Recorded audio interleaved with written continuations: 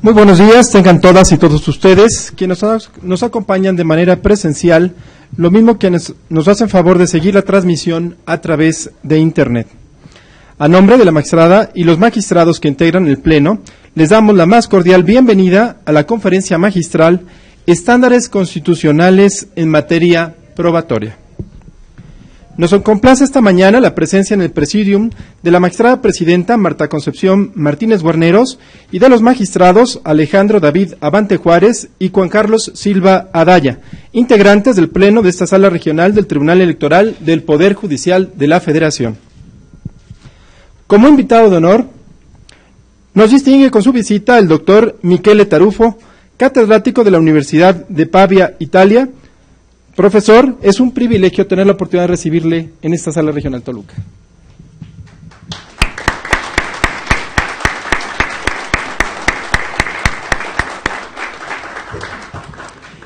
Enseguida cedemos el uso de la voz al magistrado Alejandro David Abante Juárez, quien nos dirigirá un mensaje de bienvenida y hará la presentación de nuestro distinguido ponente.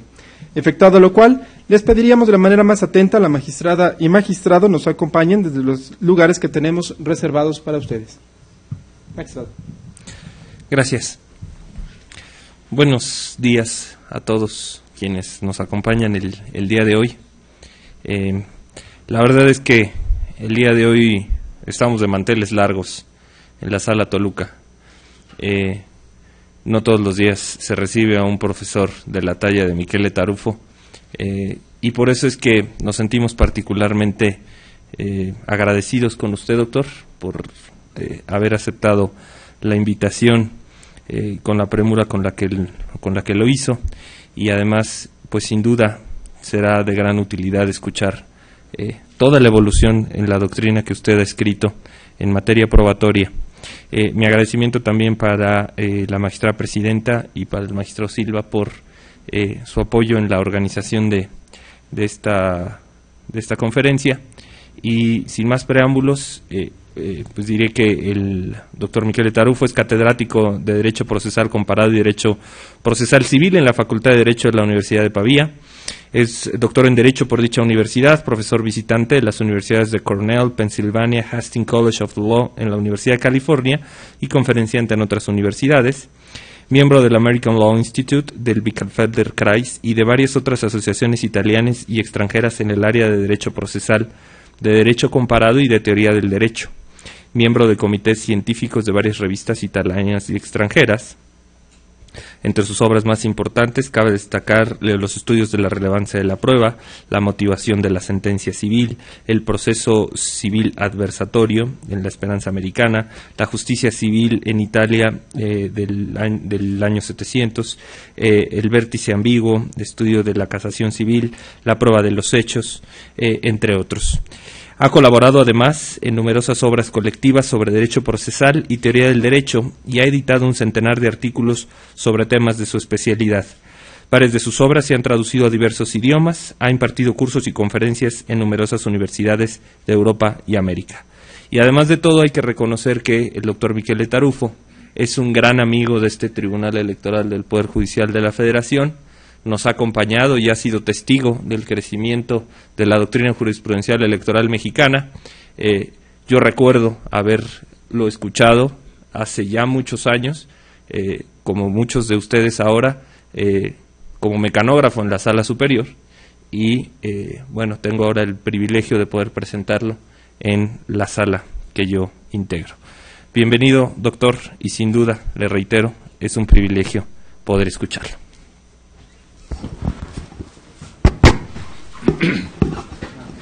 Muchas gracias. Le agradezco muchísimo a los amigos del tribunal por esta invitación. Y antes de todo tengo que pedir disculpas al público por hablar un castellano muy malo. No es mi idioma original. Entonces pido disculpas por errores, impropiedades, todo lo que de negativo voy a decir, pero espero al menos de hacerme entender sobre los puntos básicos de lo que trataré de decir. el tema de los estándares de prueba en general es uno de los más debatidos y inciertos en la doctrina y en la jurisprudencia de varios países. Y trataré de explicar no todo, sino unos aspectos básicos, yo diría, de teoría general del proceso, que están alrededor, digamos así, del tema específico de los estándares de prueba. Antes de todo, tratamos de entender bien de qué estamos hablando cuando hablamos de prueba. ¿Estándar de qué? Normalmente se dice, bueno, el problema de la prueba es el problema de los hechos, lo que no se corresponde bien a lo que ocurre, porque en el proceso civil o penal o fiscal, laboral, lo que es, normalmente los hechos no están. Y no están porque normalmente ocurrieron antes y fuera del contexto judicial en que se disputa de los hechos. Entonces, tenemos que considerar que cuando hablamos de los hechos en un contexto procesal, en realidad estamos utilizando una expresión impropia. No hay los hechos. En el proceso hay otras cosas. Hay enunciados, descripciones sobre los hechos. No hay los hechos. Un hecho en sí mismo no es ni verdadero ni falso. No se prueba el hecho. Se prueba una o más descripciones del hecho de que se trata. Entonces estamos hablando de productos lingüísticos, de narraciones, de historias, y no más. Y esto permite de identificar desde pronto cuál es el tema de la discusión. Estamos hablando de narraciones. Hay teorías sobre que no hablo de manera analítica, que pero interpretan el proceso como una secuencia, como una serie de narraciones sobre hechos. Una serie porque yo soy civilista, si pienso al civil, el demandante hace su narración de los hechos para fundamentar su demanda. El demandado hace lo mismo al revés, ¿no? Luego hay los testigos que narran lo que creen de recordar de lo que percibieron del hecho. Y al final hay el juez que hace su propia narración de los hechos. Entonces, cuando se aborda el tema fundamental de la verdad en el proceso, estamos hablando no de la verdad como una entidad, como una cosa que exista en un lugar del universo, sino solo como un carácter, una calidad de una narración fáctica. Esta es la diferencia entre lo que los filósofos dicen o no dicen cuando hablan de la verdad, muchas veces para decir que la verdad no existe. Yo puedo compartir esta idea que no existe la verdad como entidad, como cosa. Yo creo también que no hay la verdad con la grande V. Una cosa, una idea platónica o no platónica de algo. No me interesa y sobre todo esto, yo creo que no exista, pero no es interesante este pensamiento en el contexto judicial. Que lo que hacemos en un proceso no es la búsqueda de entidades, que no sabemos bien si existen o no. Yo insisto, digo que no. Pero no es esto el problema. El tipo de verdad con que tenemos que trabajar es la verdad o no, verdad o falsedad, de enunciados fácticos, de descripciones de hechos, de narraciones, como dicen los teóricos de todo esto. Entonces, otra premisa básica es que no existen verdades absolutas. Esto es otro punto importante, porque mucha gente cuando habla o piensa de la verdad, imagina o lo dice, pero también cuando no lo dice, imagina, de hablar de entidades. Y sobre todo de verdades absolutas, donde, por ejemplo, una consecuencia, una cosa muy común en la doctrina procesalista de todos los países, es de razonar de esta manera. La verdad tiene que ser absoluta, si no, no es verdad, premisa. Pero, en el contexto procesal, por varias razones, no se encuentran verdades absolutas. Las razones siendo las reglas que excluyen pruebas relevantes, límites de tiempo, la cosa juzgada, etcétera, etcétera. Entonces, dicen estos, y aquí, en mi opinión, está el error conceptual básico, entonces en el proceso no hay verdades, porque no hay verdades absolutas. Esto es muy común en toda la literatura procesalista que yo conozco de muchos países. Esto es un punto clásico. Lástima que sea completamente equivocado, porque no hay verdades absolutas,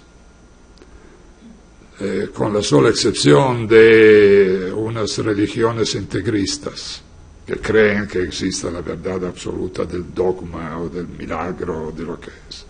Dejando de lado de las religiones, los científicos, los filósofos de la ciencia, nos dicen que la ciencia no tiene verdades absolutas. Porque la ciencia es falible, hace errores, porque la ciencia cambia. Y cambiando, dice que lo que era verdad hasta hoy, mañana no sigue siendo verdad, etcétera, etcétera. Esto es un lugar común entre los epistemólogos, de decir la ciencia no llega a verdades absolutas. Y si no llega la ciencia a verdades absolutas, imaginamos en la experiencia común de todos los días, en el proceso y fuera del proceso. ¿A dónde está el error? El argumento. El error está en decir que siendo que no existen verdades absolutas, no existen verdades. Esto es el error. Porque existen otras verdades. Cuando falta una verdad absoluta, razonamos con verdades relativas. Esto implica de tomar una postura más realista, digamos así, cuando consideramos, por ejemplo, lo que hacemos en el proceso. Y también lo que hacemos fuera del proceso, porque no hay, en términos generales, muchísimas diferencias entre el contexto procesal y el contexto extraprocesal. ¿Y por qué? Porque si yo trato, como nos ocurre varias veces cada día, de establecer si un hecho ocurrió de una dicha manera, ¿qué hago? Porque, por ejemplo, tengo que determinar mi conducta o mi opción sobre cualquier cosa. ¿Qué hago? Saco informaciones. Empleo papeles, documentos contractuales, por ejemplo. También fuera del proceso, no solo al interior del proceso. Saco informaciones de personas que al interior del proceso serían testigos. De fuera del proceso son simplemente personas que conocen algo que es útil para mí. Si tengo un problema técnico, busco un peritaje, fuera del proceso como al interior del proceso. Entonces se ve bastante que entre lo que hacemos en un contexto procesal para establecer si un enunciado fáctico es verdadero o no lo es no idéntico, pero muy similar a lo que hacemos en cada otro contexto de conocimiento o de acción. Entonces, esta idea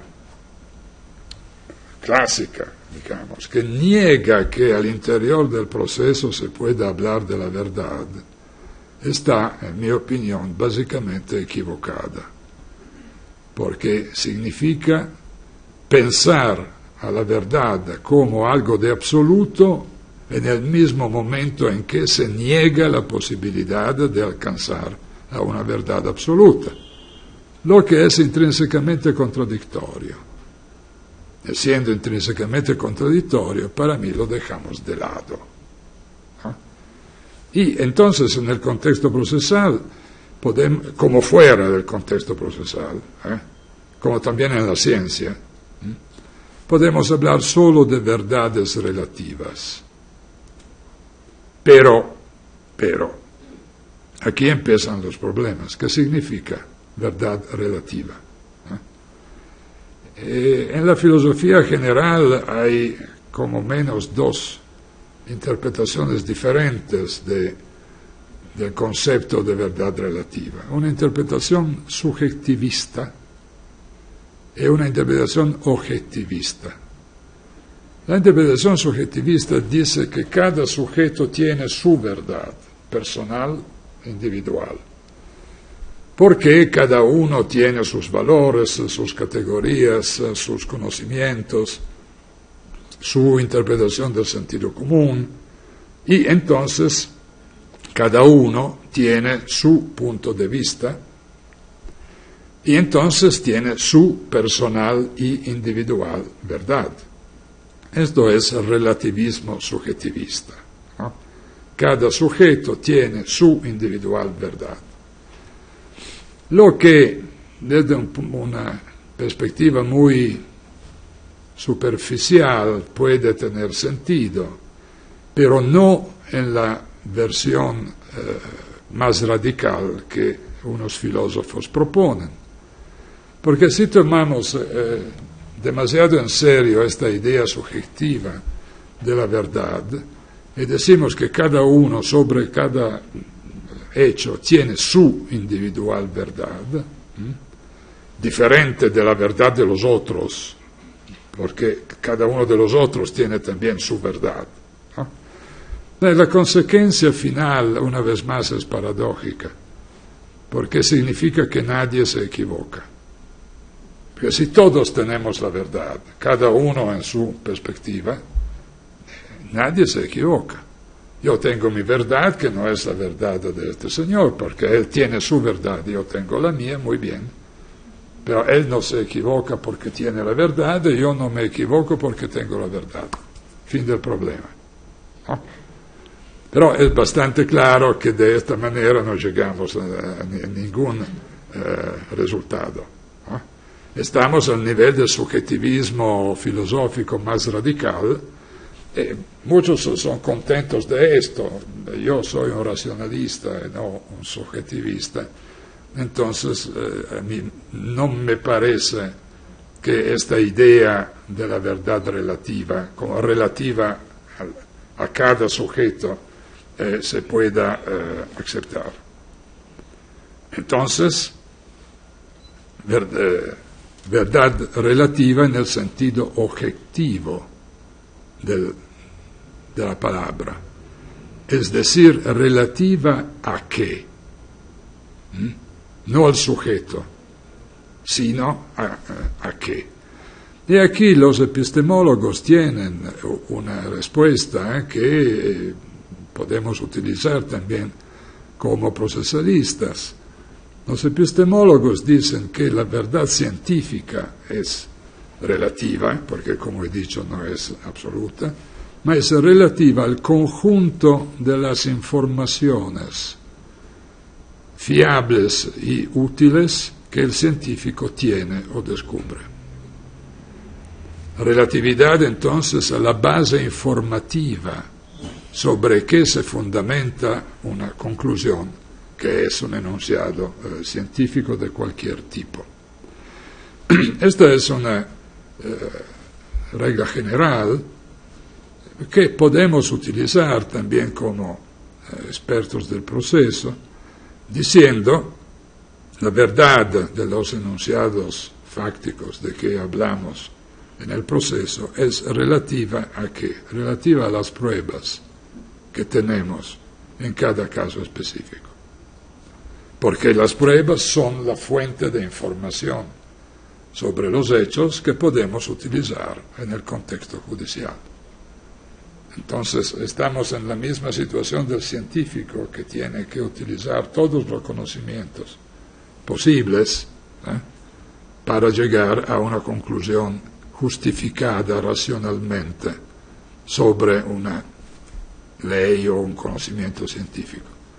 Y nosotros tenemos las pruebas como fuente, la sola fuente de información posible para llegar a una conclusión sobre el hecho de que estamos hablando. Pero esto que parece muy obvio no es tan obvio, porque, por ejemplo, ¿qué significa hacer referencia a todas las pruebas? Todas las pruebas, ¿cuáles? Las que han presentado las partes, todas las pruebas abstractamente posibles, todas las pruebas relevantes. Y muchas veces no tenemos todas las pruebas teóricamente posibles. Tenemos unas pruebas. Puede ser varias pruebas, pero no son todas las pruebas abstractamente posibles. Sería diferente decir, hablamos de todas las pruebas concretamente posibles, o sea, las pruebas que existen. Pero aquí también hay problemas. Porque, por ejemplo, en todos, creo yo, los sistemas procesales hay reglas que excluyen pruebas relevantes. Dicen que no se pueden utilizar. En todos los casos, la gran parte de lo que llamamos derecho de las pruebas es un conjunto de reglas de exclusión de pruebas relevantes, que son diferentes en los varios sistemas, y por esta razón no se puede decir en el proceso no se consigue ninguna verdad, porque no hay un proceso, hay docenas de tipos de proceso.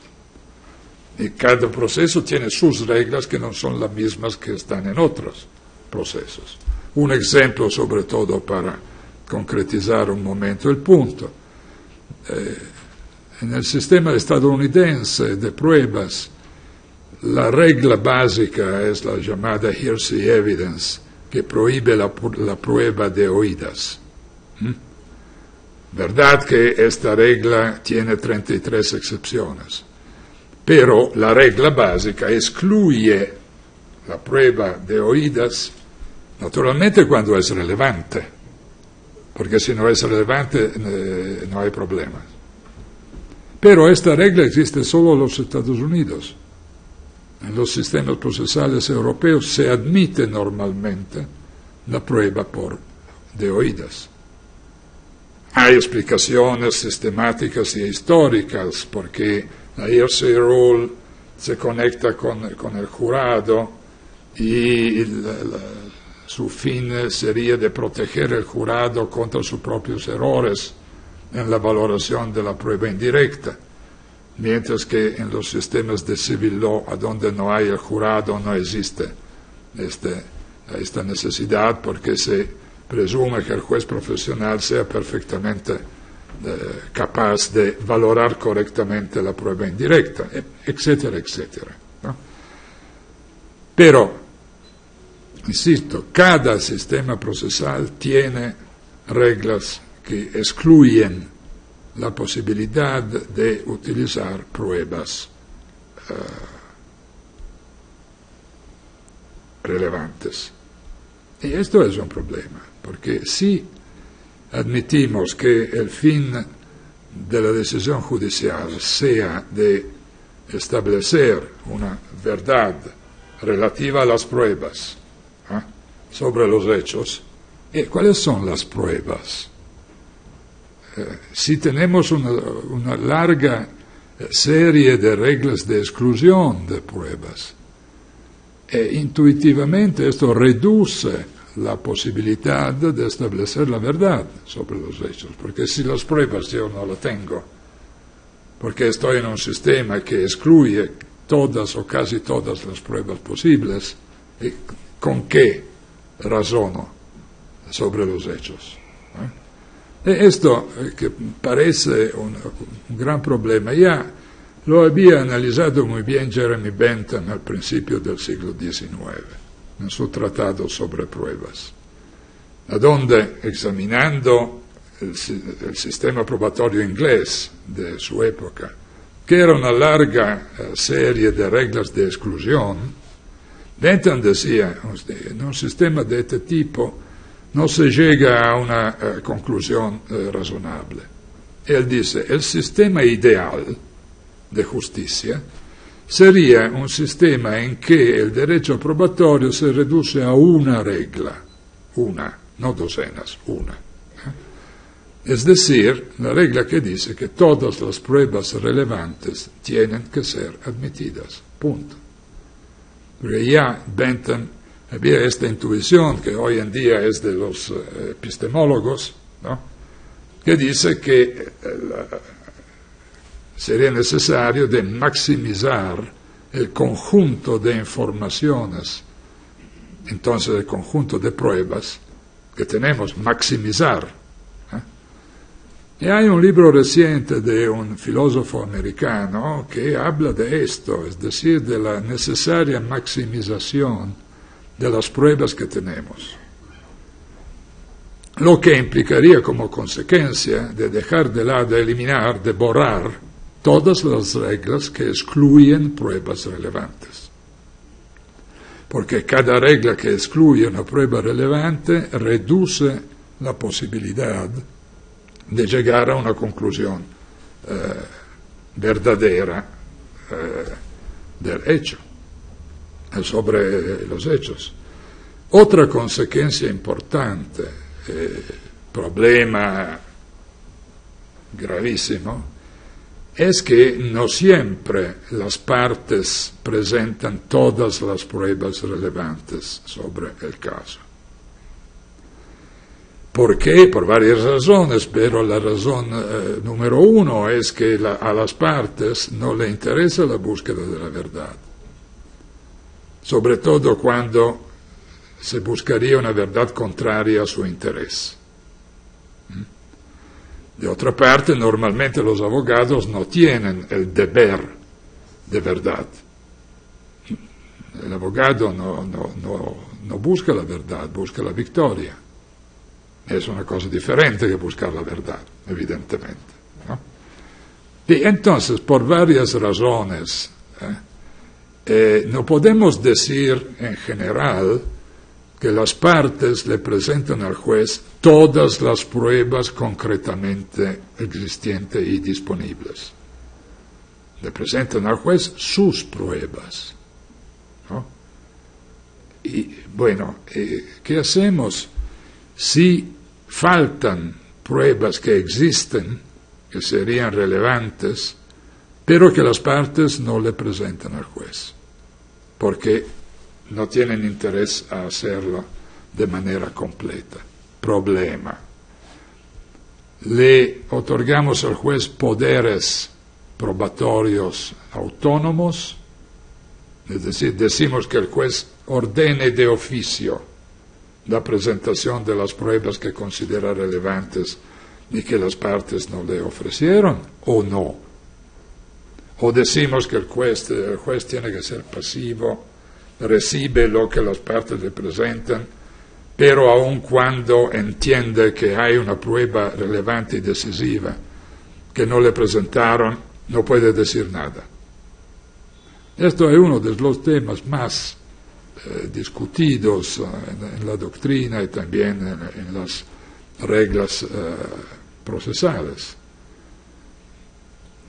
Pero, si razonamos en términos de maximización de las informaciones relevantes, aquí la conclusión debería ser: si el juez conoce que hay una prueba relevante, pero que las partes no la producieron, la ordena de oficio, porque es relevante.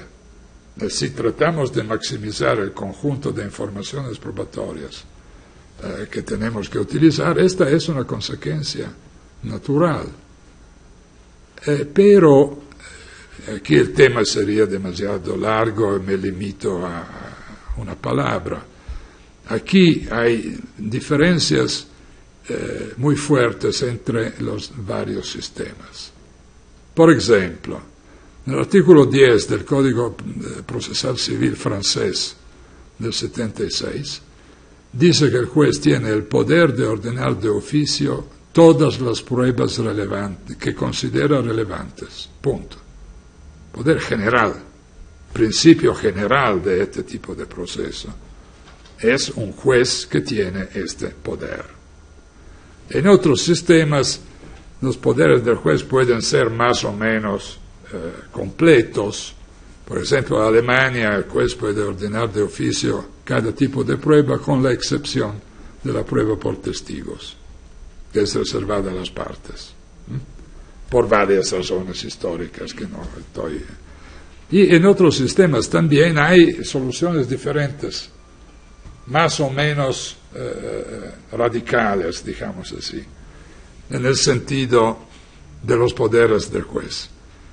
Para mí un ejemplo extraño son las reglas federales americanas sobre pruebas del 75. En estas hay una regla que dice que el juez norteamericano puede ordenar de oficio de presentar un testigo que las partes no indicaron. Poder de oficio, entonces, que no tiene el juez alemán, por ejemplo. Otra regla dice que el juez americano puede ordenar de oficio un peritaje, aun cuando las partes no lo pidieron. Otro poder de oficio importante.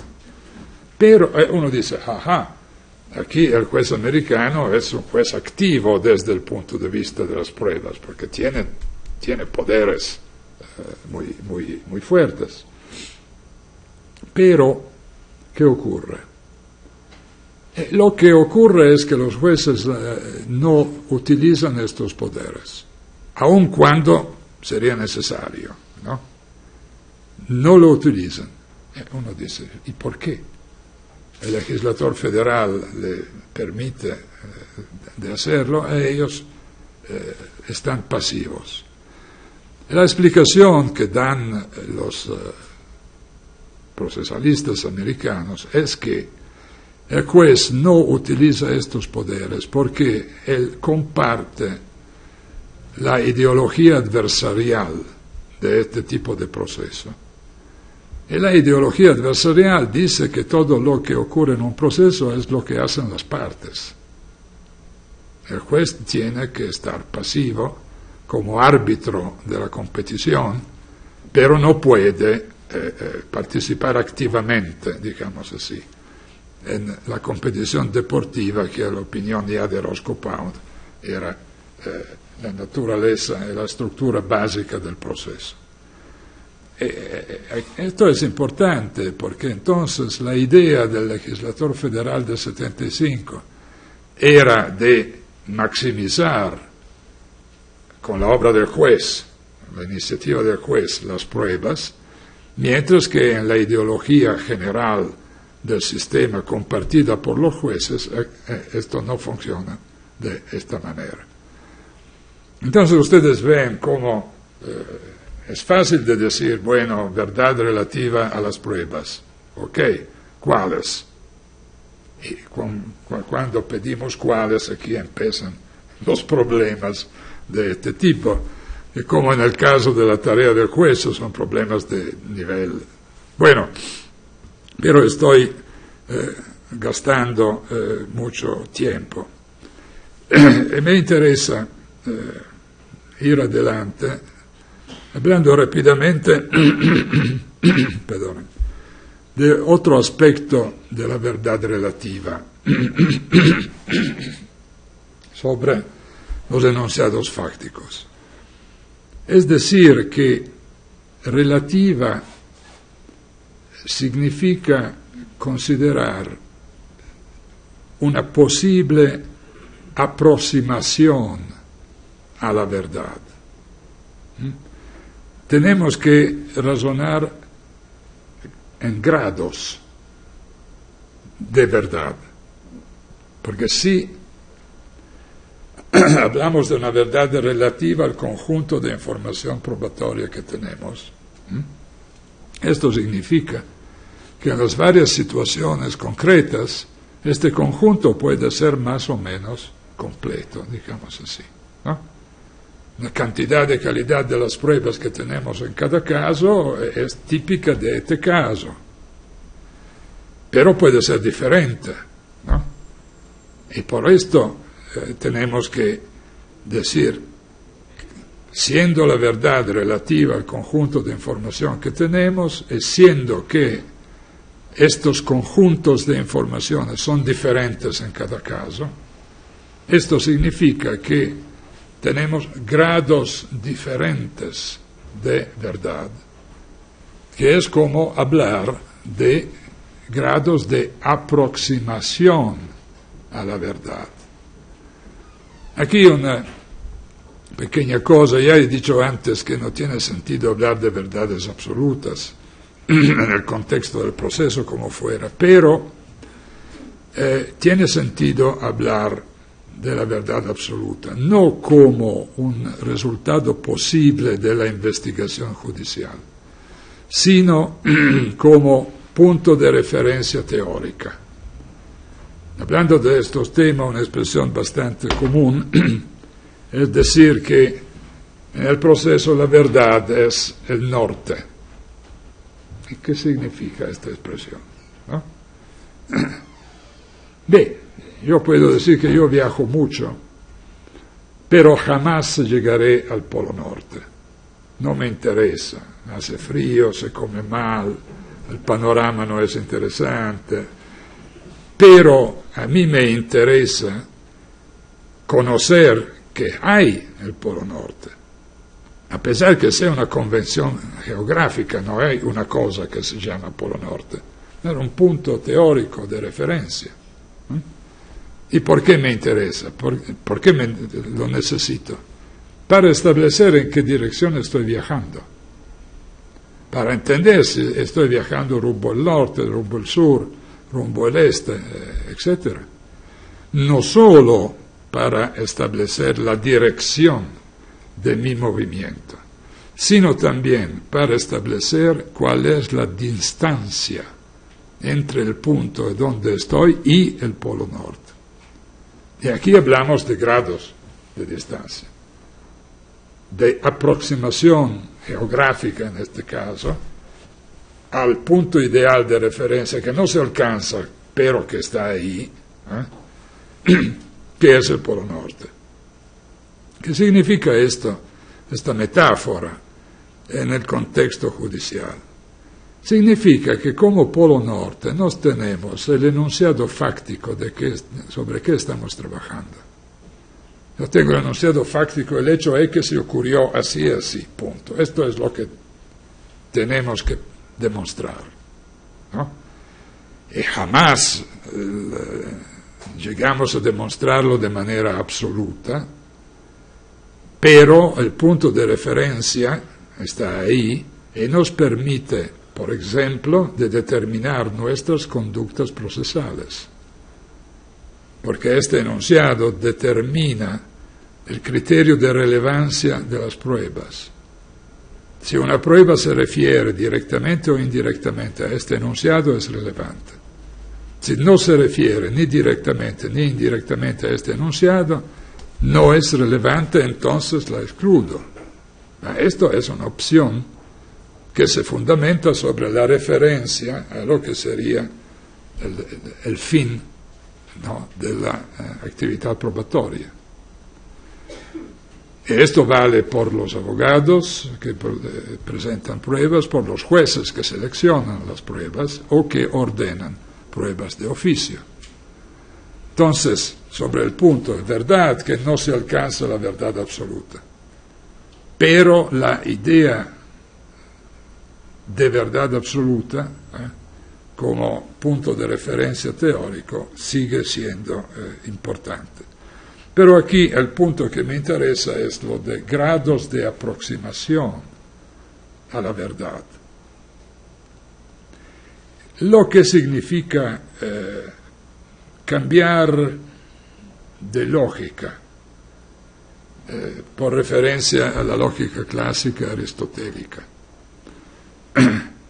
Porque la lógica de Aristóteles, que desde la época es la base clásica de la lógica tradicional, es una lógica a dos valores. Sí, no, verdad, falsedad, blanco, negro, dos valores.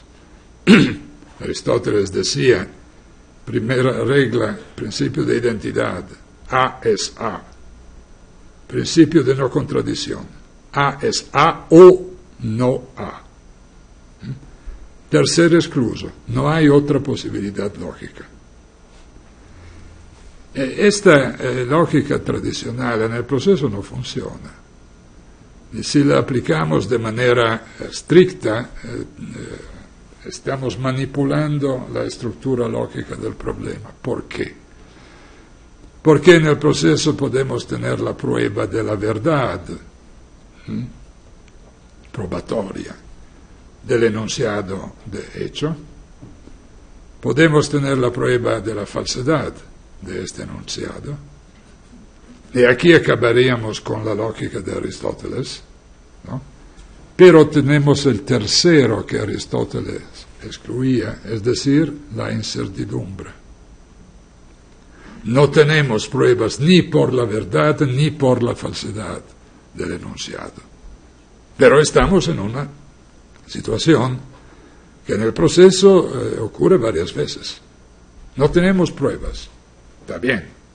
Entonces no podemos decir que el enunciado es verdadero, ni podemos decir que el enunciado es falso, porque si decimos que el enunciado no es verdadero, esto no significa que sea falso. Y al revés, si decimos que el enunciado no es falso, esto no significa que sea verdadero. Aquí estamos ya fuera de la lógica de Aristóteles. Necesitamos al menos una lógica a tres valores: verdadero, falso, incierto. A pesar que hay lógicas de n valores en las lógicas modernas, pero esto sería demasiado difícil. Bueno, y aquí uno diría finalmente, llegamos a los estándares. Porque si estamos razonando de manera apropiada en términos de grados de aproximación, empezando con el 0 de un lado, no tenemos ninguna información, grado 0, hasta el grado casi 100%, casi porque 100% sería verdad absoluta y no la tenemos, ¿no?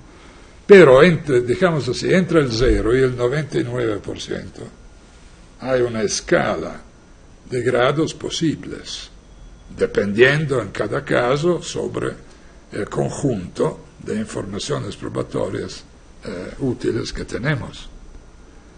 Bueno, entonces,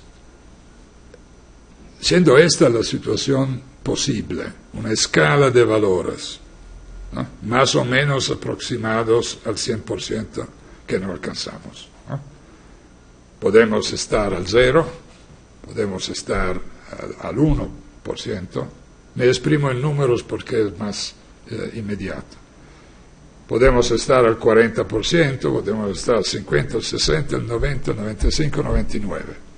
No son situaciones iguales, evidentemente, ¿no?, porque son distancias más o menos grandes del valor final del 100%, donde no alcanzamos.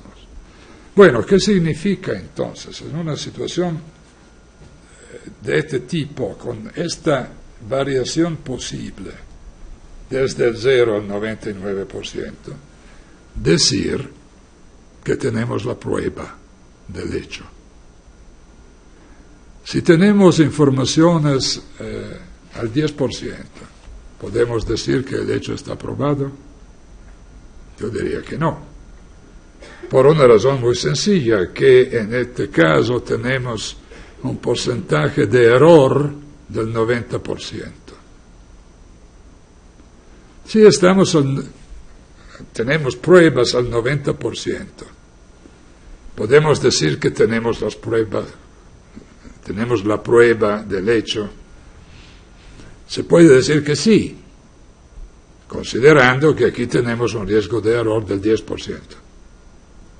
Y si consideramos tolerable un riesgo de error del 10%, aquí estamos con la prueba. Esto es el verdadero problema de los estándares de prueba. Porque el estándar de prueba es la determinación del nivel de prueba que consideramos suficiente para decir que el hecho está probado. El nivel entre el 0 y el 99. Y cuando decimos entonces que el hecho está probado y cuando decimos que no. Y tomamos el ejemplo clásico, que tengo que ir rápido porque si no hablamos por una semana. Tomamos el ejemplo clásico del estándar más común en el juicio penal, el estándar del más allá de cada duda razonable, donde se dice se puede condenar si y solo si la prueba de la culpabilidad del inculpado existe y es más allá de cada duda razonable. Esta es la fórmula creada por las Cortes americanas hace décadas y que ahora se reproduce en varios sistemas penales de todos los lugares del mundo. Bueno, ¿qué significa esto? ¿Por qué se habla de un estándar de ese tipo? ¿Por qué se dice, aquí hay una opción que yo diría más política que jurídica, pero esto es otro tema? Es decir, se prefiere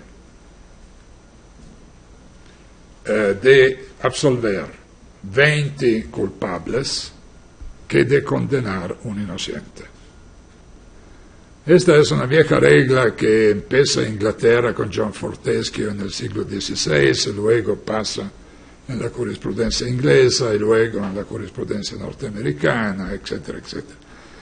Esta es la base, es decir, una manera, un criterio para distribuir los errores entre el error que consiste en absolver un culpable y el error que consiste en condenar a un inocente.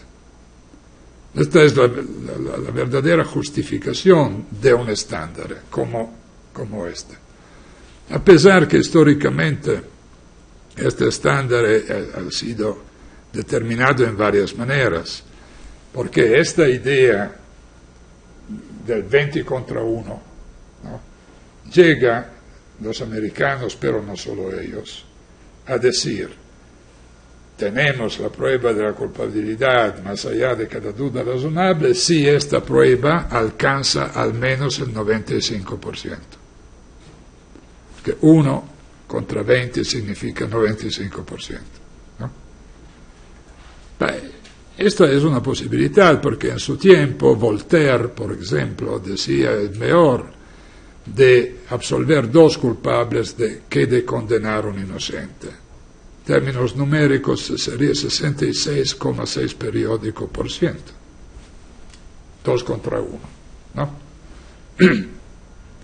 En su época, es decir, en el siglo XIII, Moisés Maimónides, comentador de la Biblia, decía: es mejor de absolver 999 culpables que de condenar a un inocente. En este caso el porcentaje sería 99,9%, ¿no? ¿Por qué estas diferencias? Son maneras diferentes de distribuir el riesgo de error entre la absolución de culpables y la condena de inocentes. Es claro que por Moisés Maimónides condenar a un inocente tenía que ser algo fuera del mundo, ¿no? Por Voltaire no, porque admitía el 33,3% de condena de un inocente, ¿no? Ma ¿qué dice todo esto? Dice que, repito, la base para establecer un estándar de prueba, es decir, el nivel mínimo suficiente para considerar que hay una prueba del hecho, ¿no? Es una opción, yo diría, de carácter ético-político y no de carácter teórico. No hay ninguna teoría que diga que es mejor el 95% que el 66%. No hay base teórica para una opción de ese tipo. Es una base ético-política. Depende de cuál tipo de error se considera tolerable. Pero esto es una valoración política, no es una valoración teórica o jurídica. Con consecuencias de que hablo solo de manera muy sintética. Hay un epistemólogo americano, Larry Laudan, que se ocupa sobre todo en este periodo de este problema. Pero él dice, bueno, imaginamos de aceptar el estándar más difundido, que es el 95% de culpabilidad, de prueba de la culpabilidad, ¿no? Pequeño problema, uno de los pequeños problemas. ¿Cómo se puede medir la razonabilidad de una duda en términos numéricos para ver si vale más del 5% o menos del 5%? ¿Con qué lo medimos? La racionalidad de una duda, razonabilidad de una duda. ¿En metros, en kilos, en qué hacemos? Y aquí está el problema, que si interpretamos el estándar probatorio en términos numéricos, luego no sabemos cómo cuantificar el 5%. Y de hecho mi amigo Jordi Ferrer está tratando de inventar una idea de la duda razonable no numérica, lo que significaría dejar de lado, pero todo esto cálculo del 90 o 95%, si no razonamos con números. Primer pequeño problema, que es la duda razonable. Lo que no se entiende, cuidados, ni mirando a la jurisprudencia norteamericana que empezando con el caso in re Winship del 1970 empezó a hablar de la duda razonable. ¿Por qué? Siendo que la decisión la toman los jurados y que el jurado jamás motiva su veredicto, entonces que todo lo que dicen los americanos sobre la duda razonable se refiere a las instrucciones que el juez le da al jurado al final de la audiencia, y no más, nada más.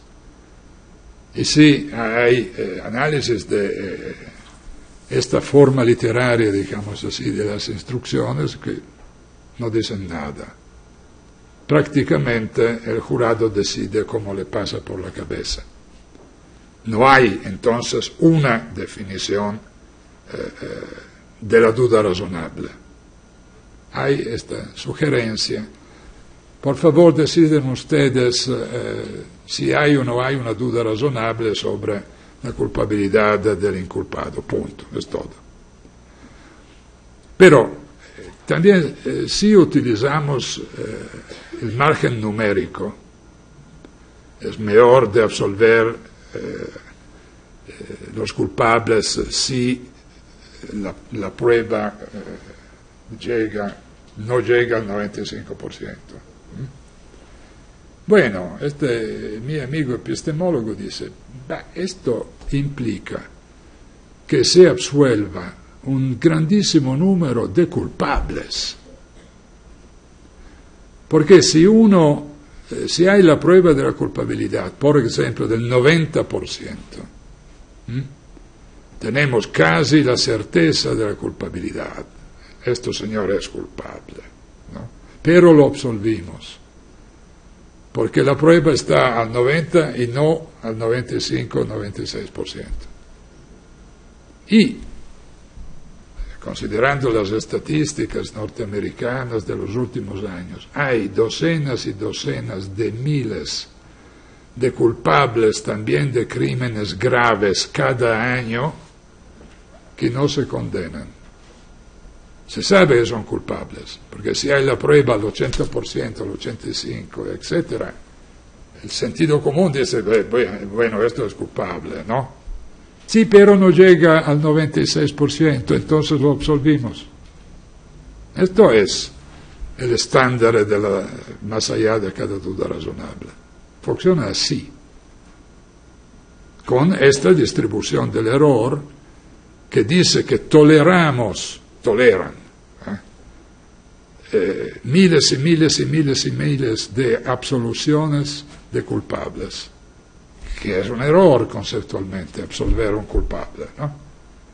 Pero ese estándar de prueba distribuye el porcentaje de los errores de esta manera. La cosa es más curiosa si se considera, disculpen,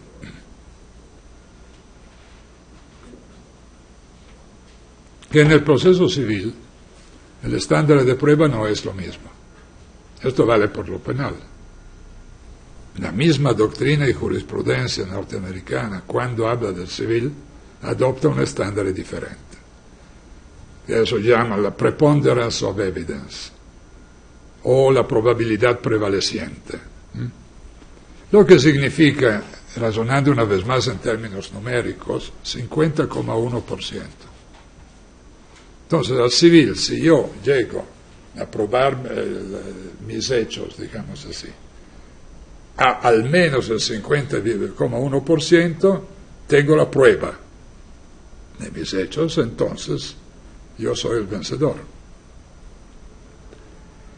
Y aquí ustedes entienden que si razonamos en términos de distribución del error, porque esta es la naturaleza del estándar en cada caso, ¿no? Bueno, aquí tenemos un riesgo de error por el derrotado del 49,9%. Es un error tolerable, admitiendo que el 5% de la duda razonable sea un margen de error que toleramos. Muy bien, relativamente. No, un margen de error del 49,9% a mí me parece, poniéndome en la posición del derrotado, digo, bueno, ma yo tenía casi la prueba suficiente para vencer. Y de hecho hay descripciones de este sistema de los procesalistas americanos que dicen, aquí estamos como en una situación de balance, ¿no? Sobre un plato hay la posición del demandante, sobre otro plato hay la posición del demandado, y es suficiente el peso textual de una pluma para determinar el imbalance, es decir, para determinar la victoria o la derrota. Lo que a mí me parece algo difícil de tolerar. Es decir, tener un margen de error que por un décimo distingue entre las partes. Y cuando a mí me ocurrió, por ejemplo, de pedirle a un amigo americano, pero ¿no te parece extraña esta diferencia? Es decir, un 95% en un caso y un 50,1% en el otro caso. ¿Cómo? Y la respuesta ha sido, en el proceso penal el problema es de la vida y de la libertad de una persona. Entonces, si esta persona es inocente, tenemos que reducir máximamente el margen de una condena de una inocencia. Está bien, ¿no? ¿Entendido? ¿Por qué no el civil? No, porque al civil se habla de propiedad y de dinero. Y entonces, que uno vinca o pierda propiedad o dinero es irrelevante. Siendo irrelevante, podemos aceptar una estándar del 50,1%, estándar muy bajo, y aceptando entonces un margen de error casi igual a... Esto a mí me parece una locura, porque es verdad que en un caso se habla de la vida y de la libertad, en otro caso se habla de dinero y de propiedad. Pero podemos aceptar esta diferencia cualitativa entre el civil y el penal. Yo diría que si el objeto de un juicio civil es $1.000 millones, ¿cómo puede ocurrir? A mí no me interesa de ser derrotado porque tengo solo el 49,9% de prueba. Y no es que no sea importante una decisión justa en este caso. Así como si al penal estamos discutiendo de un riesgo de una semana de cárcel, el estándar de la duda razonable a mí me parece irracional. Esto me lleva a decir que la valoración sobre un estándar tiene que ser hecha dependiendo de varios factores, no en absoluto como hacen ellos. Varios factores, uno puede ser la gravedad del crimen de que estamos hablando, y entonces la gravedad de la sanción que este crimen comportaría. Un homicidio plurimo no es igual que el robo de esto, ¿no? Siempre estamos en el penal, pero razonar de la misma manera a mí me parece políticamente y moralmente absurdo. Y lo mismo vale por el civil. Si estamos luchando por $50, no.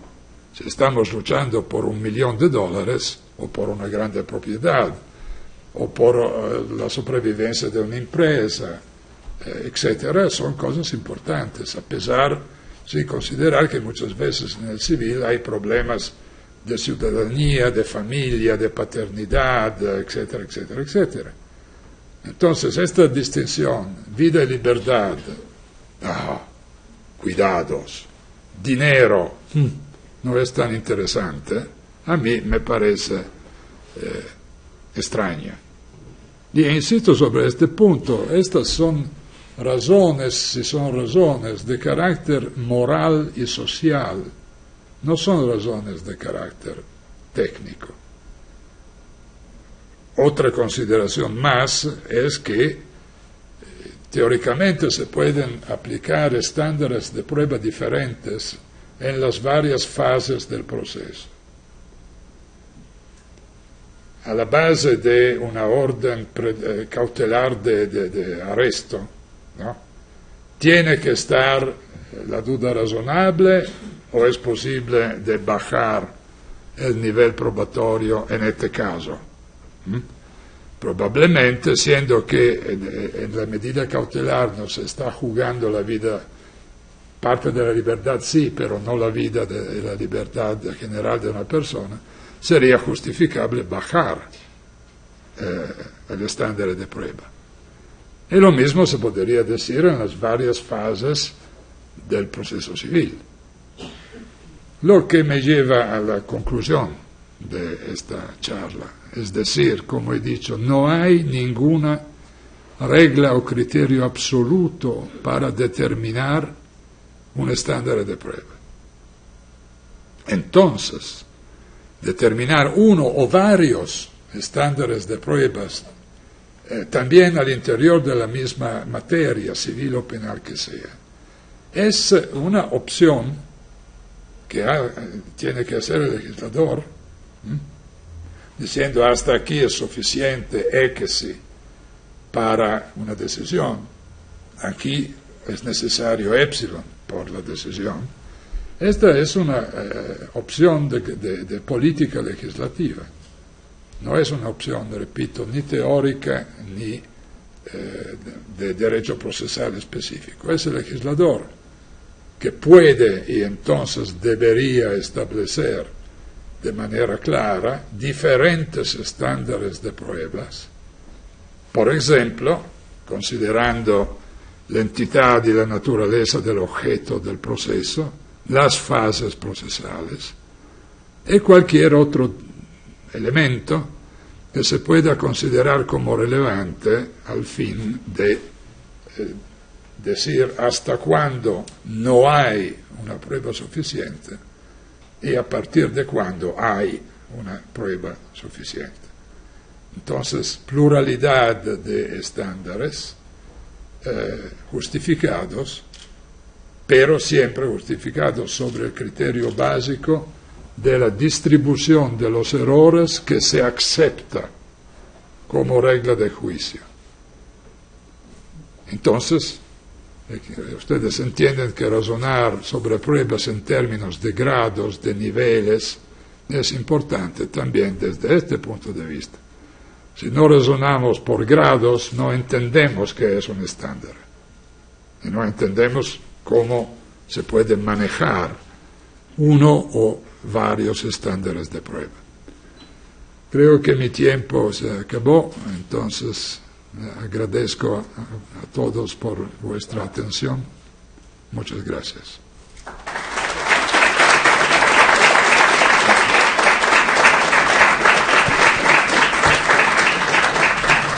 Agradecemos de nuevo a nuestro distinguido ponente, no solamente por haber compartido sus conocimientos con nosotros, sino por convertir esta conferencia en un auténtico festín intelectual.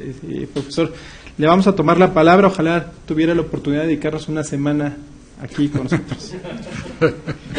Muy bien. A continuación les pedimos a quienes deseen realizar alguna pregunta, levanten la mano a fin de que el compañero y nuestra compañera nos hagan favor de acercarle el micrófono si hubiera alguna.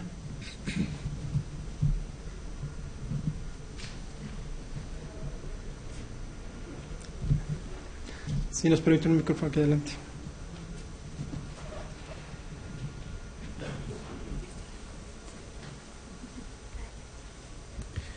Gracias, doctor.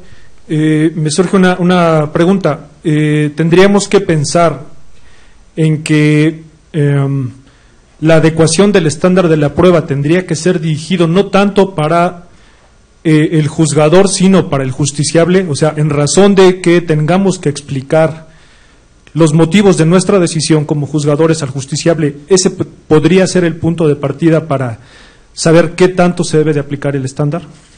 ¿Les cuento?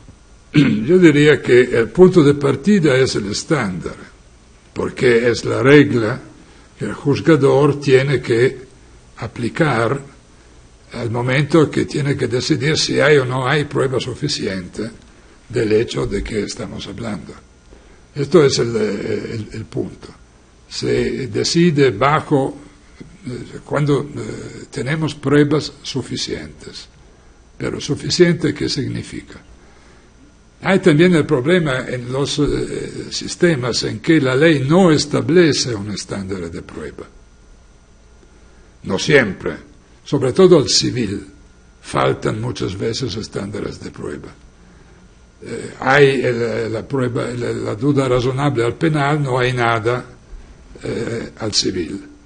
Esto aquí es, entonces, si hay o no hay una prueba suficiente, depende de la discrecionalidad del juzgador. Pero a veces, aun cuando faltan normas civiles sobre estándares, hay, por ejemplo, una jurisprudencia o otras reglas que dicen algo. El primer ejemplo que puedo utilizar es una regla del código alemán de proceso civil que dice que el juez tiene la discrecionalidad de valorar las pruebas, pero con el fin de llegar a la verdad de los hechos. Entonces no es una discrecionalidad de cualquiera, es una discrecionalidad orientada, digamos así.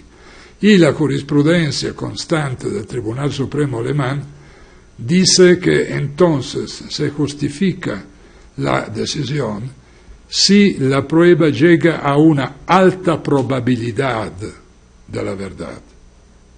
No dice el porcentaje, alta probabilidad, ¿no? Entonces hay un margen bastante largo de discrecionalidad, pero estamos en un sistema que razona no en términos de estándares numéricos, pero sí en términos de estándares racionales, alta probabilidad. Y también en otros sistemas donde falta la prescripción específica del estándar civil, se razona de esta manera. La conclusión sobre el enunciado fáctico tiene que ser razonablemente justificada por las pruebas. Las pruebas tienen que dejar pocas dudas sobre esto. Hay varias fórmulas que de un lado admiten la discrecionalidad del juez, la libertad del juez en la valoración de las pruebas, pero de otro lado le dan indicaciones no numéricas sino racionales sobre cómo tendría que decidir, considerando que en todos estos sistemas el juez tiene la obligación de motivar su decisión sobre los hechos. Entonces tiene que demostrar que tenía factores adecuados, factores suficientes o más que suficientes para llegar a una conclusión positiva o negativa que sea sobre el hecho. Aquí estamos diría yo, en la necesidad de justificar racionalmente la valoración de las pruebas. Y esto lo tenemos prácticamente en todos los sistemas, aun cuando no hay el estándar del 50 o lo que es.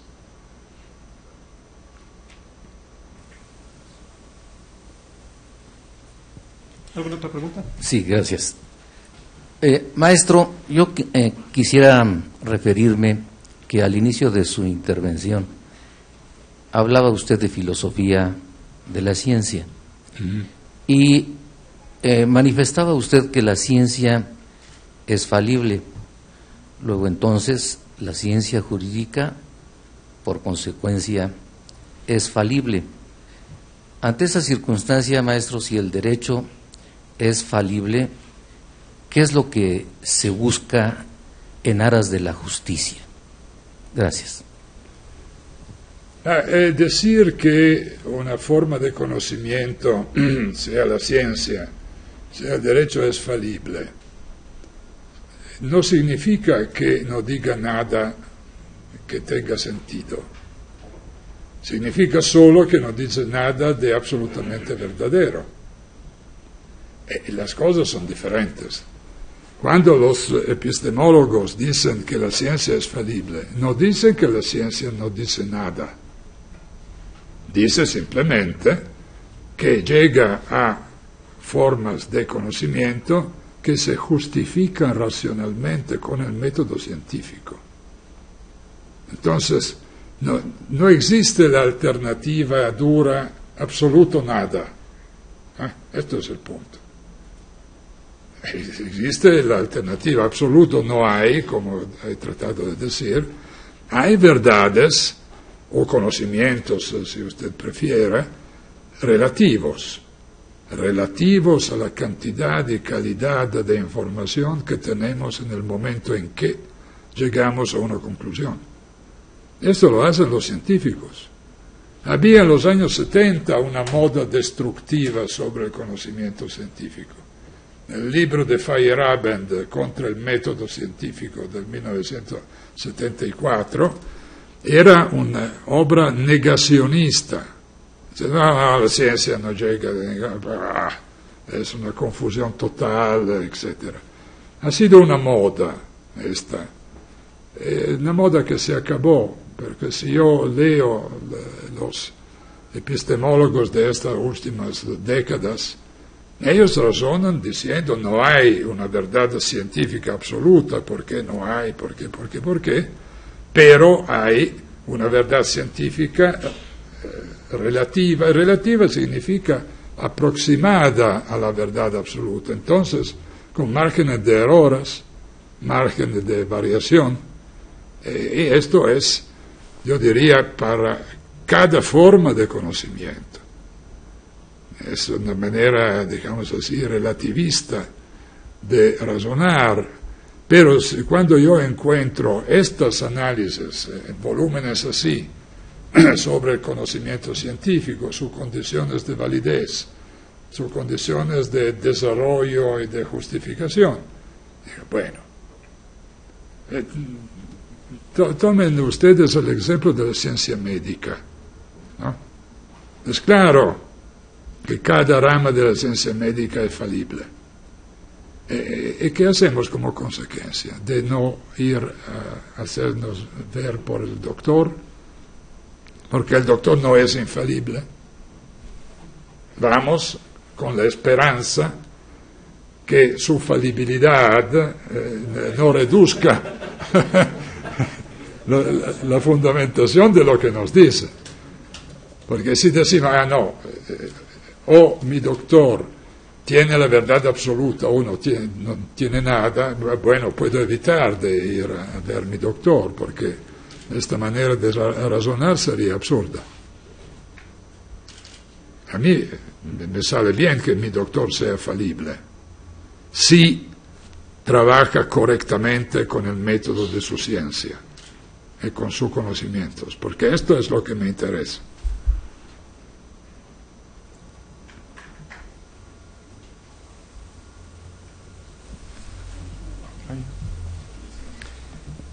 Doctor, en un tema nos manejó la cuestión de la tendencia a maximizar los medios de prueba para integrarlos al proceso. Me entra un cuestionamiento tratándose de la prueba ilícita. ¿Hasta qué punto, cuando la prueba ilícita es de suma relevancia y posiblemente no existe algún otro medio convictivo que pueda revelarnos los datos que nos está revelando la prueba ilícita, la razonabilidad de buscar excepciones para así traerla al proceso es razonable, hasta qué punto no? Gracias. Bueno, el tema de la prueba ilícita merecería un seminario específico, porque es uno de los temas más complejos y más debatidos en la doctrina jurídica y también en la jurisprudencia de varios países. Normalmente hay varios temas, no tengo la posibilidad de analizar, pero consideran ustedes que normalmente hay reglas que excluyen la utilización de pruebas ilícitas en el proceso penal, no en el proceso civil. Entonces hay el problema de establecer si en el proceso civil se admiten pruebas ilícitas o no. Problema abierto. Otro aspecto. ¿Cuándo es que una prueba es ilícita? Hay varias definiciones. Cuando se encuentra de un derecho fundamental, se dice. Bien, ¿y cuáles son los derechos fundamentales? No hay un elenco tasativo de los derechos fundamentales. Hay derechos que nacen normales, digamos así, y luego vuelven a ser fundamentales. Otra incertidumbre. Pero para mí el punto básico de que hablamos antes en privado es lo siguiente, que una prueba se forme o se encuentre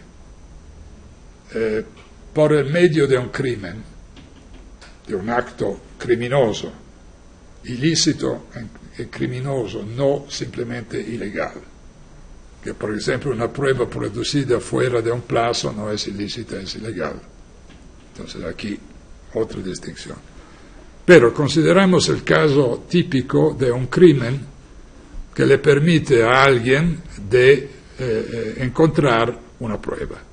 El robo de un documento en un despacho de notario o de lo que es. El robo es un crimen, el documento es una prueba que se encontró con un crimen. Bueno, yo diría, el crimen tiene que ser sancionado como crimen, como robo o como lo que es conducta ilegal de policía, no conducta ilegal de un privado, el robo, la violencia. Bueno, tenemos un crimen, sancionamos el crimen. Mi duda es la siguiente: ¿qué tiene eso que hacer con la prueba? Porque a pesar del crimen originario, digamos así, la prueba puede ser una óptima prueba sobre el hecho de que hablamos. El caso del robo de un documento contractual en el despacho de un notario. Este documento contractual sigue siendo un'ottima prueba documental del contrato, a pesar que ha sido robada en el despacho del notario. Esto para mí es el problema básico. Y yo diría, como ya escribió Cesare Beccaria en la mitad del siglo XVIII, la prueba que es, digamos así, el resultado de un crimen tiene que ser excluida cuando su origen criminosa modifica la eficacia probatoria. Beccaria hablaba de la declaración, confesión bajo tortura, ¿no? Y él decía, la tortura no tiene que ser admitida, porque bajo tortura uno dice cualquier cosa. Y no hay ninguna garantía de la verdad de lo que el torturado dice. Entonces, aquí estamos en un caso en que no tenemos una prueba fiable, a razón de su origen. Pero en muchos casos tenemos pruebas fiables, aun cuando su origen nazca de algo de ilícito, como una grabación no autorizada, por ejemplo, un registro no autorizado. Si la grabación se corresponde de manera perfecta porque no ha sido manipulada, se corresponde a lo que ocurrió, a lo que han dicho, esta es, desde el punto de vista probatorio, es una buena prueba. ¿Y por qué tenemos, aun cuando esta sea la sola prueba posible, de no?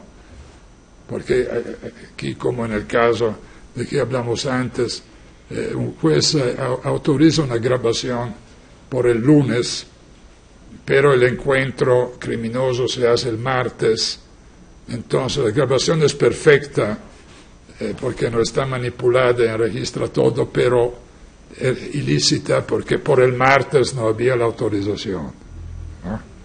Pero la prueba tiene un valor.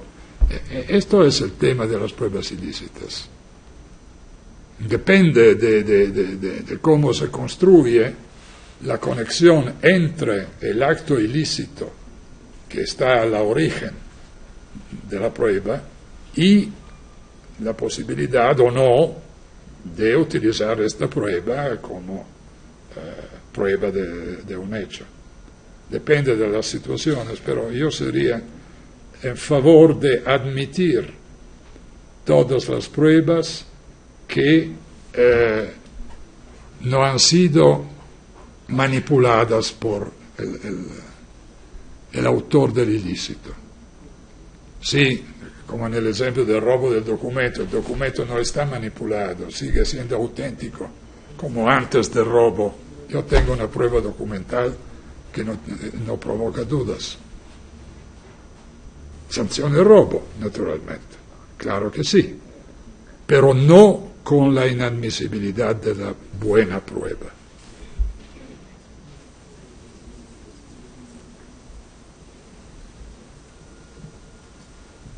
Hay una pregunta atrás. Me dijeron que... Enseguida, maestro.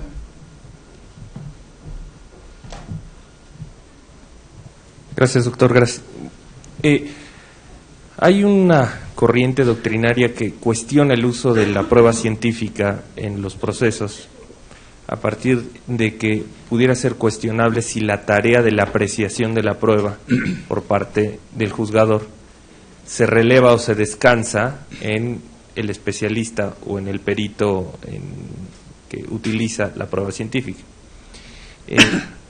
Quisiera conocer su punto de vista respecto de cuáles son los límites o qué alcances puede tener el uso de este tipo de pruebas en los procesos, y sobre todo si existe o no esta referencia a que el juez releva su actividad de apreciación a la opinión o dictamen de un experto científico sobre el tema.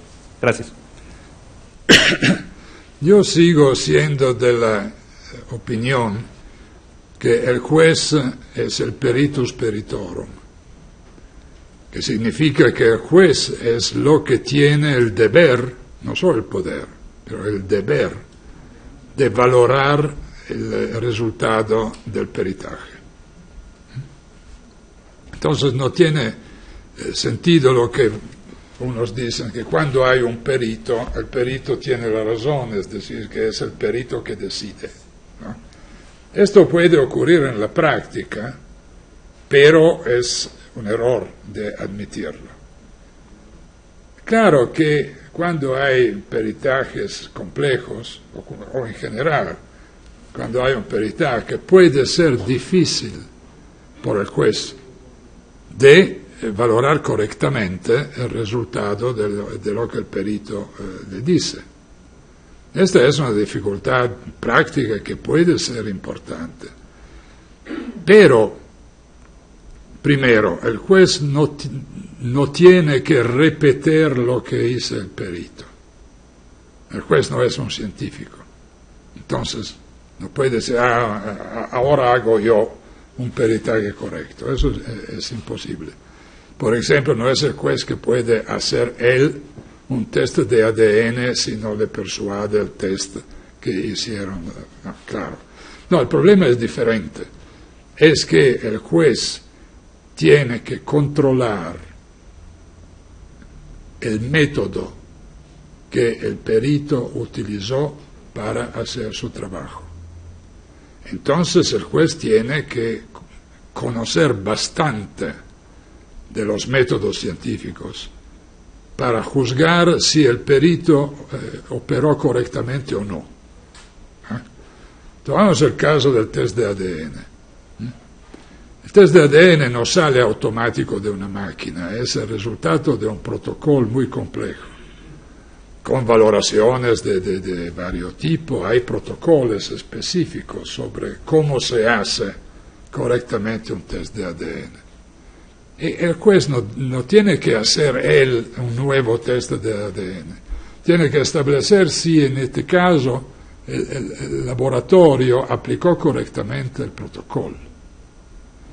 Ejemplo, hace pocos años la Asociación Norteamericana de los Abogados publicó un informe de 200 páginas por los abogados que se ocupan de test genético, indicando cuáles son los puntos críticos de un test genético, con sugerencias a los abogados sobre cómo atacar el test. ¿No? A los abogados, no científicos. Y lo mismo se puede decir de los jueces. Un juez tiene que conocer cómo se hace un test de ADN para poder criticar la validez del test si esto ocurre. Y no es para nada que el test de ADN del FBI no indica cómo hicieron el test, para no admitir una crítica sobre la validez del test. Y esto es un principio que para mí vale en todos los casos. El juez tiene que ser un metodólogo crítico.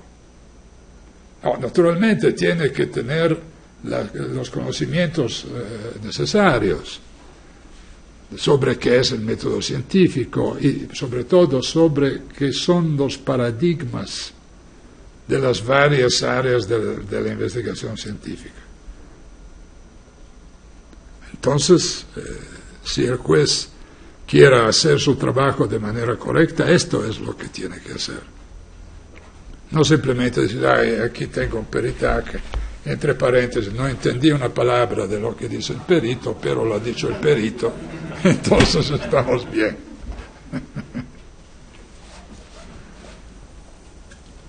Maestro, sí.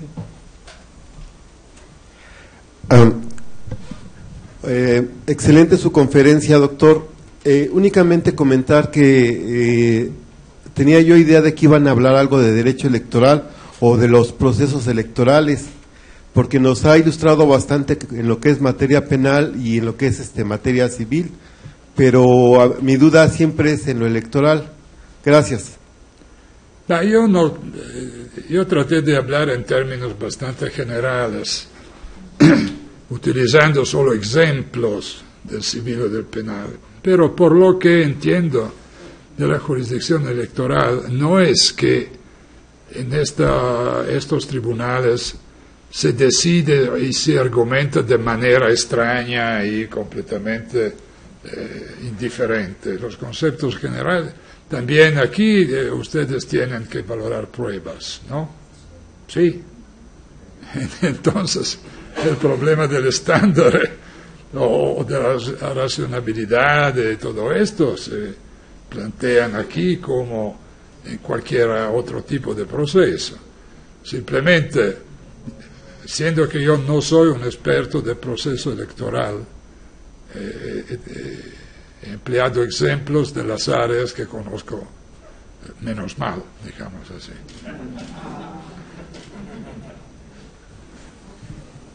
Sí, buenas tardes, doctor. Habló usted al final de su conferencia de multiplicidad de estándares y en pro de seguir esta idea de acercarse lo más posible a una verdad relativa, ¿no? Óptima. Y mi pregunta es en el siguiente sentido: ¿podría hablarse también de estándares dinámicos y flexibles en función de maximizar esa probabilidad, tratando de compensar reglas que excluyen, ¿no?, la posibilidad de que el juez obtenga pruebas relevantes, la complejidad que el propio hecho a demostrar representa? Por ejemplo, cuando se demanda una nulidad de elección muy compleja, ¿no?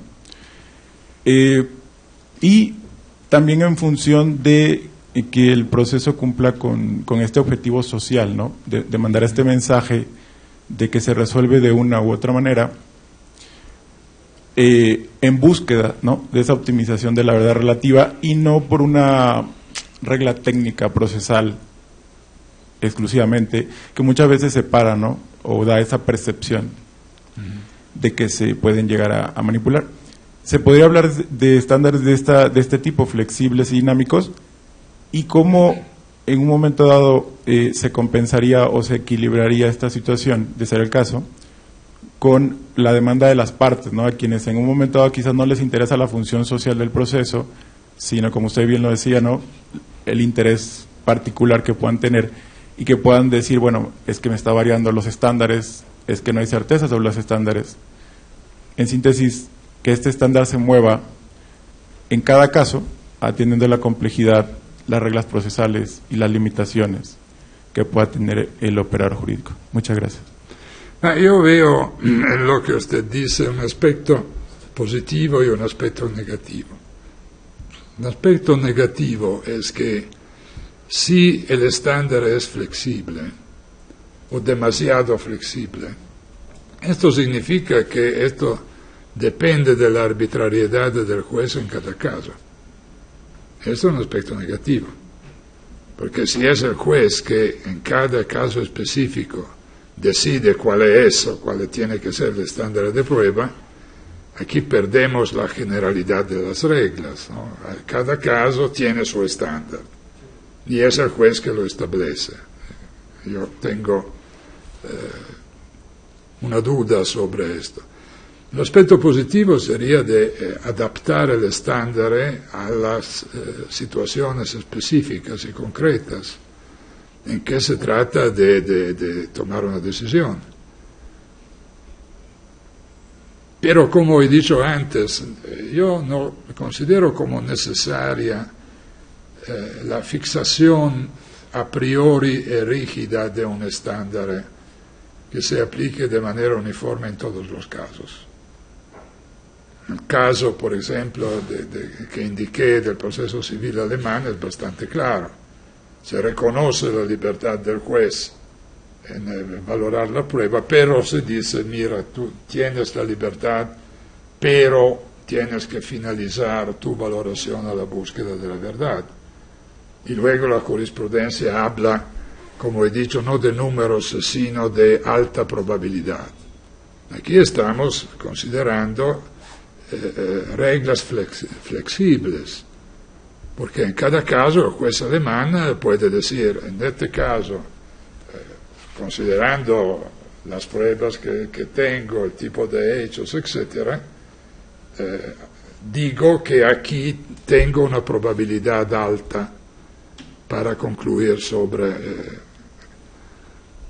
Entonces, es un tema bastante difícil, pero no imposible.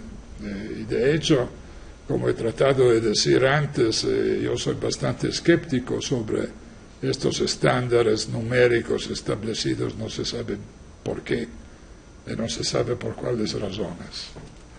Entonces, si tenía de decidir, yo sería más en favor de una relativa flexibilidad, no absoluta, pero con el problema de estabilidad relativa hasta dónde, ¿no?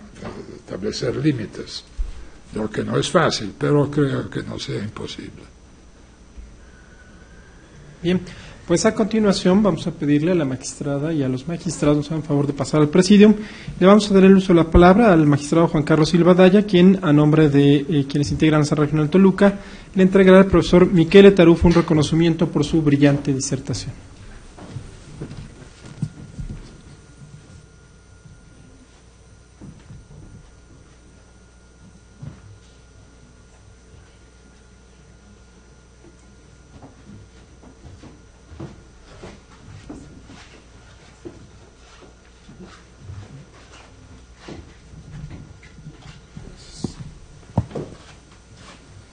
Gracias.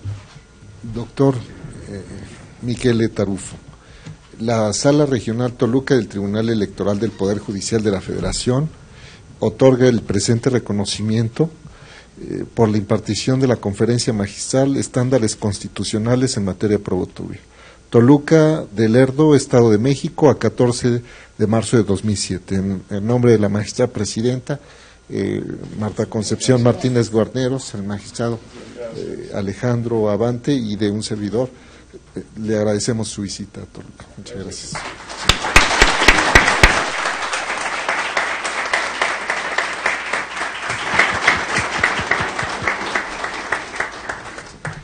Pues sin más, queremos agradecer al ponente, a los magistrados del Tribunal Electoral del Estado de México, Hugo López Díaz y Rafael Gerardo García Ruiz, a todas y todos ustedes por su asistencia. Que tengan muy buenas tardes.